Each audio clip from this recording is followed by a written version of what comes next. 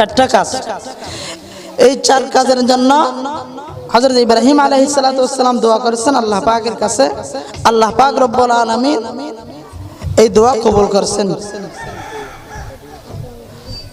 তো কবুল করে একদম শেষে আল্লাহ পাক রব্বুল আলামিন ইব্রাহিম আলাইহিস সালামের বংশ থেকে বিশ্বনবী আকায়ে নামদার তাজদার মদিনা হযরত মুহাম্মদুর রাসূলুল্লাহ সাল্লাল্লাহু আলাইহি সাল্লামকে প্রেরণ করেছেন। এই চারটা কাজ দুনিয়ার কোনো জায়গায় পাওয়া যায় না। স্কুল, কলেজ, ভার্সিটিতে কোথাও এই চারটা কাজ পাওয়া যায় না। এই চারটা কাজ পাওয়া যায় শুধুমাত্র একমাত্র কওমি মাদ্রাসার মধ্যে, এই সুবহানিয়া নুরুল উলুম মাদ্রাসার মধ্যে এই চারটা গুণ পাওয়া যায়। অতএব এটা নবীওয়ালা কাজ, আল্লাহ পাকের নির্দেশিত কাজ। এই কাজগুলো এই মাদ্রাসায় পাওয়া যায়। তবে সংক্ষেপ কথা হলো, এই মাদ্রাসা আমাদের থেকে কি হক পাবে এবং আমরা এই মাদ্রাসা থেকে কি হক পাবো, এটা হচ্ছে কওমি মাদ্রাসা। এই মাদ্রাসা আমাদের থেকে তিনটা হক পাবে, বিশেষভাবে আমাদের থেকে তিনটা হক পাবে। এক নম্বর, এই মাদ্রাসায় আমরা ছেলে সন্তানগুলো পড়ার জন্য দেব। এলাকার যত ছেলে সন্তান আছে, এই ছেলে সন্তানগুলোকে সুশিক্ষায় শিক্ষিত করার জন্য মাদ্রাসায় পড়ার জন্য দেব। দুই নম্বর হচ্ছে মাদ্রাসার জন্য আমরা দোয়া করব। এগুলো আমাদের থেকে মাদ্রাসা হক পাবে। মাদ্রাসার জন্য আমরা দোয়া করব। মাদ্রাসার আসাতাজা কেরাম বৃন্দ আছেন, ছাত্ররা আছে, তালেব ইলমরা আছে, এদের জন্য আমরা দোয়া করব। তিন নম্বর হচ্ছে যার যতটুকু আছে, যার যতটুকু সামর্থ্য আছে, সেই সামর্থ্য অনুযায়ী আর্থিক সহযোগিতা করব। মাদ্রাসায় যে যতটুকু পারি ততটুকু সহযোগিতা করব। এই তিনটা হক বিশেষ করে আমাদের থেকে এই মাদ্রাসা পাবে। এই মাদ্রাসা থেকে আমরা কি পাবো?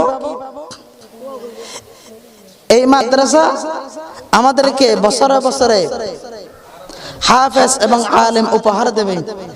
এটাই একমাত্র আমরা মাদ্রাসা থেকে হক পাবো।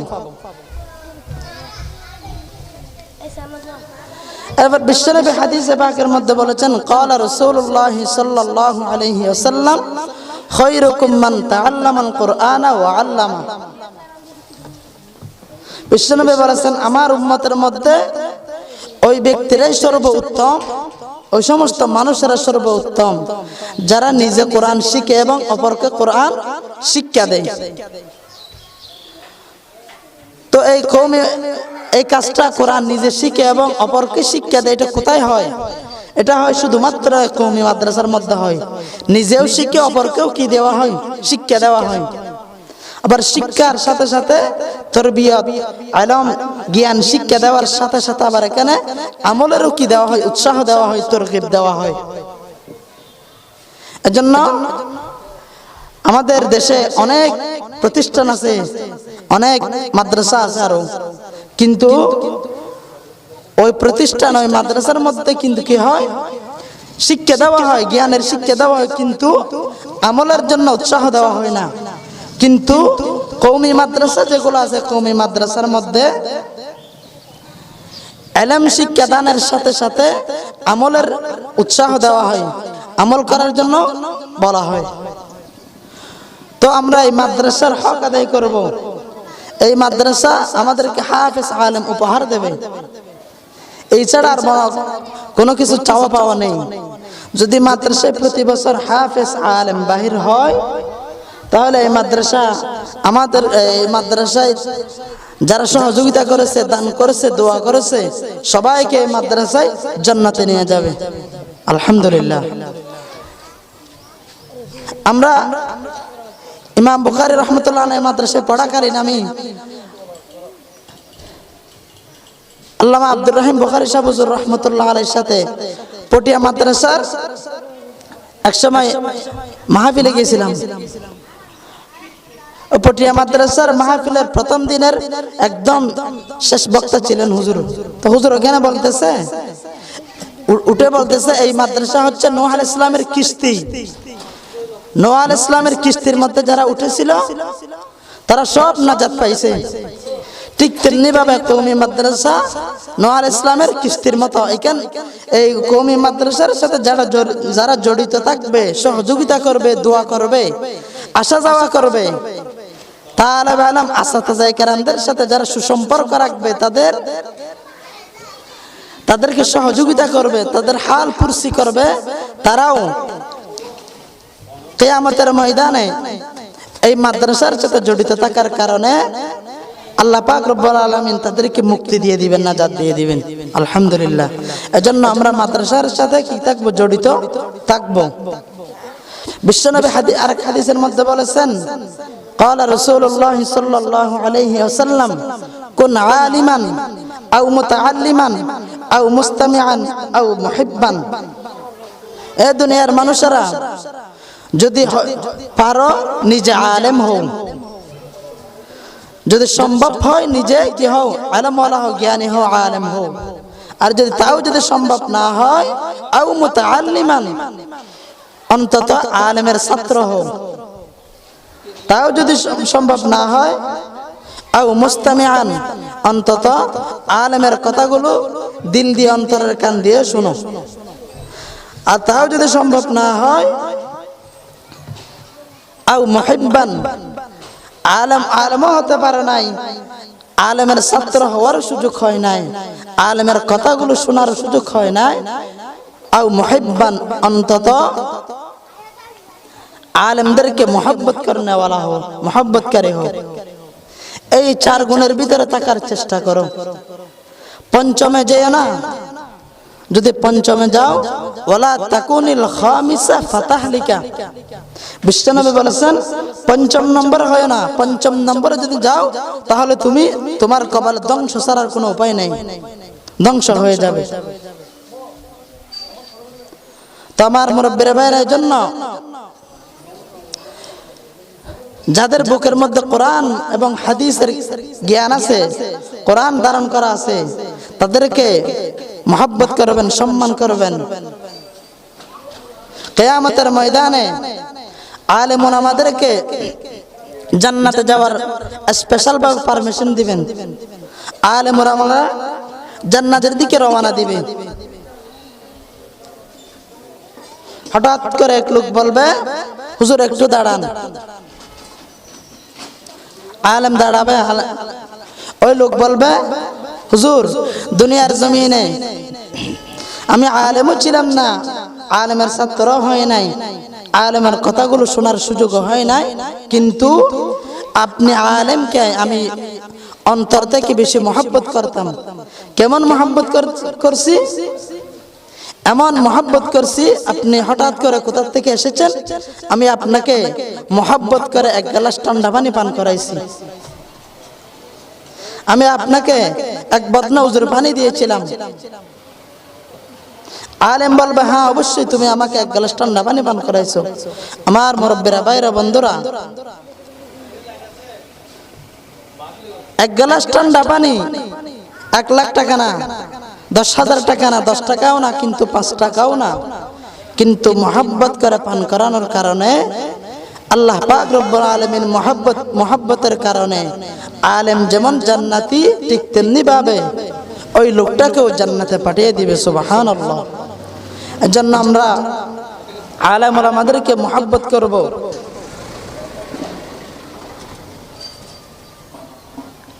শুধু অনেকে আছে সামান্য করে একটু জ্ঞান হলে আলেম ওলামাদের উপর দিয়ে কথা বলতে চায়। এরকম মন মানসিকতা পরিহার করুন, দূর করুন। মন মস্তিষ্ককে পাল্টাই ফেলেন, আলেম ওলামাদের সংস্পর্শে গিয়ে বসেন, আলেম ওলামাদের পরামর্শ নিয়ে চলাফেরা করেন, ইনশাআল্লাহ দিন দিন উন্নত হবেন।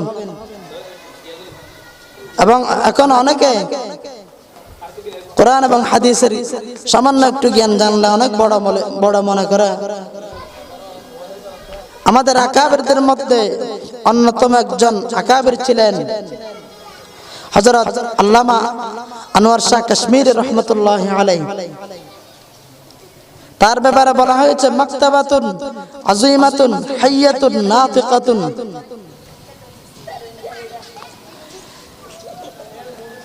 চলতে পারতা জিন্দা লাইব্রেরি ছিল। কোনো কিছু যদি সরাসরি নজরে দেখতো কমপক্ষে 40 বছর তার মুখস্থ থাকতো। এরকম ইতিহাসের মধ্যে অনেক আলেম ওলামা বলেছেন, অনেকে বলেছেন 350 বছর, অনেকে বলেছেন 700 বছরের মধ্যে নাকি এইরকম একজন বড় মুহাক্কিক আলেম পৃথিবীর বুকে আর জন্ম নেন নাই। আল্লামা আনোয়ার শাহ কাশ্মীরি রহমতুল্লাহ আলাই, আল্লামা ইবনে হাজার আসকালানী রহমতুল্লাহ আলাইকে তাক লাগিয়ে দিয়েছেন, এরকম একজন বড় আলেম মুহাদ্দিস ছিলেন। তো আল্লামা আনোয়ার শাহ কাশ্মীরি রহমতুল্লাহ আলাই এত বড় আলেম ওয়ালা হওয়া সত্ত্বেও, এত বড় আলমের হামি হওয়ার সত্ত্বেও তিনি ফকিহুন নাফস আল্লামা রশিদ আহমদ গঙ্গুহি রহমতুল্লাহ আলাইহির দরবারে গেছেন। তিনি বলেছেন আল্লাহ ওয়ালাদের, উলামায়ে কেরামদের, ওলি বুজুর্গদের নেক নজর সুহবত ছাড়া ইলম আমল সব বরবাদ। এজন্য আল্লামা আনোয়ার শাহ কাশ্মীরি রহমতুল্লাহ আলাইহি ফকিহুন নাফস রশিদ আহমদ গঙ্গুহি রহমতুল্লাহ আলাইহির দরবারে গেছেন।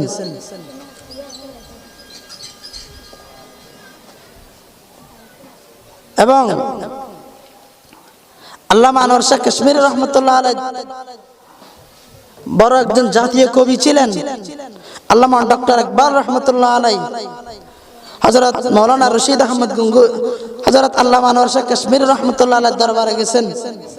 আল্লামা আনোয়ার শাহ কাশ্মীরি রহমতুল্লাহ আলাইহির দরবারে যাওয়ার পর তার মন মস্তিষ্ক পরিবর্তন হয়ে গিয়েছিল।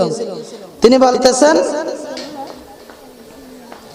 তিনি আগে কবিতা লিখতেন এক সাইজে এক ধরনের, এখন তার মন মস্তিষ্ক পরিবর্তন হয়ে গেছে।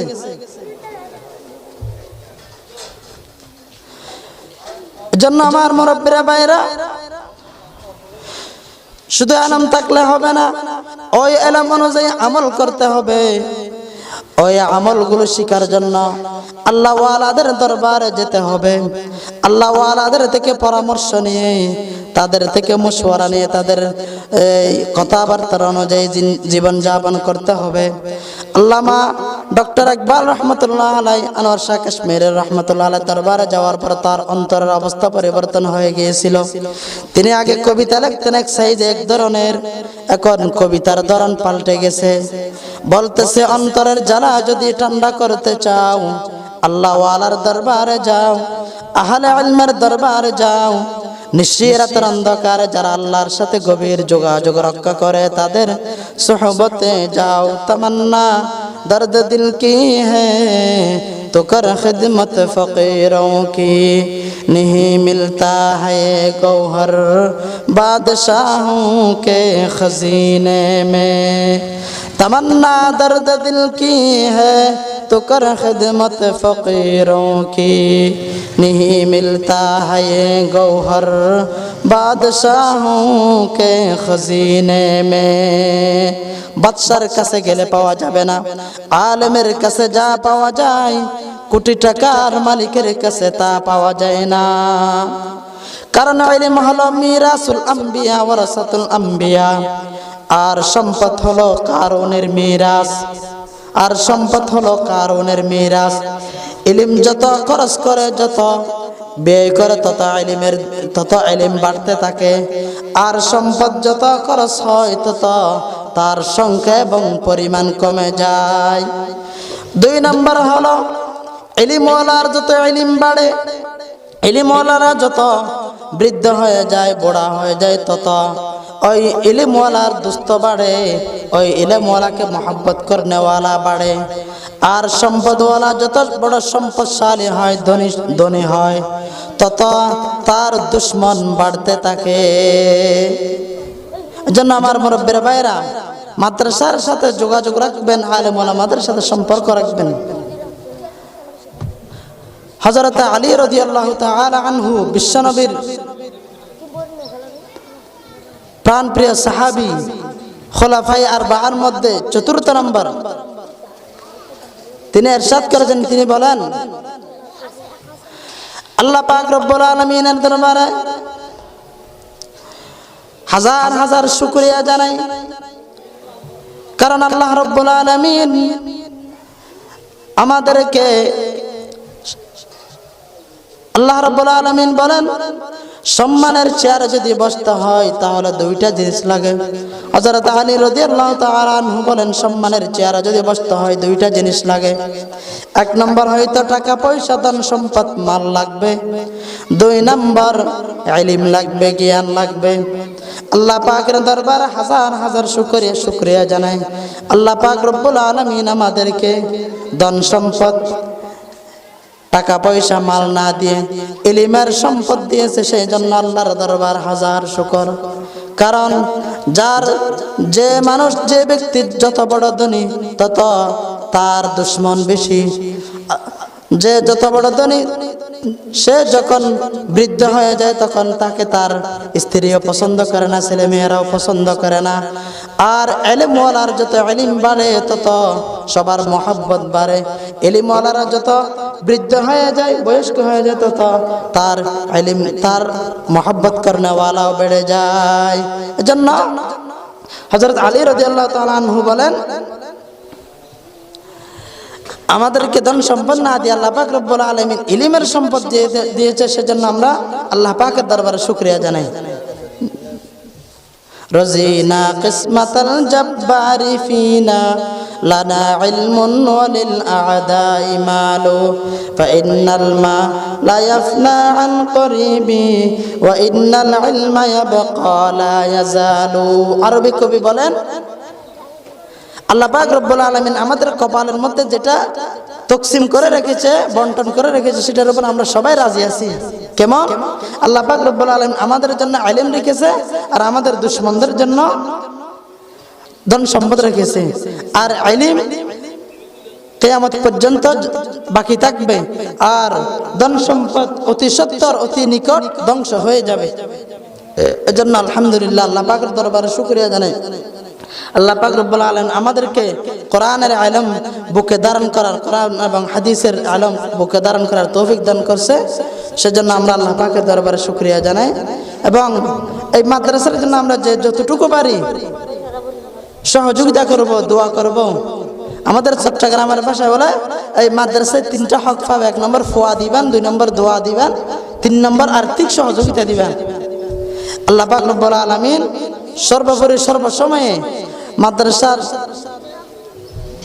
সহযোগিতা করিবার তৌফিক দাও এবং সবসময় মাদ্রাসার সাথে সুসম্পর্ক রাখি, আলেম ওলামা আর উজতার আল্লাহ সুসম্পর্ক রাখি আর চলিবার জীবন যাপন করিবার তৌফিক দাও।